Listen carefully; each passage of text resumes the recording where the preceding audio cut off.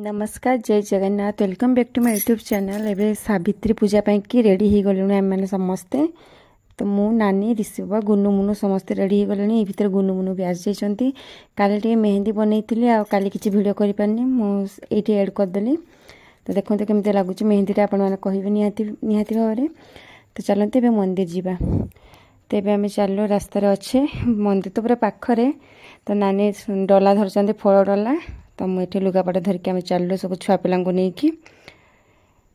तो ये भितर नानी हरका गुनु मुनु पलि आस 4-5 दिन हम। तो ये पहुँची गले मंदिर। तो काका ए पूजा कर। तो पूजा कर आसिक नुआ शाढ़ी पिंधि केमती देखा नुआ शाढ़ीटा मैंने कमेंट करके निश्चित कहे। कटन शाढ़ी नहीं। तो ये नानी नना को वीडियो कॉल प्रणाम कर। तो मुझे वीडियो कर देती। आमर ये भी आसना नना भी आसना तेणुक वीडियो कॉल काम चलवाई पड़ुची। तो ये साबु चकटा करवा। साबु चकटा खाई तापर माँ रुटी हरका सब हम। तो आज मिनी ब्लॉग टी रखुच्छी। जय जगन्नाथ।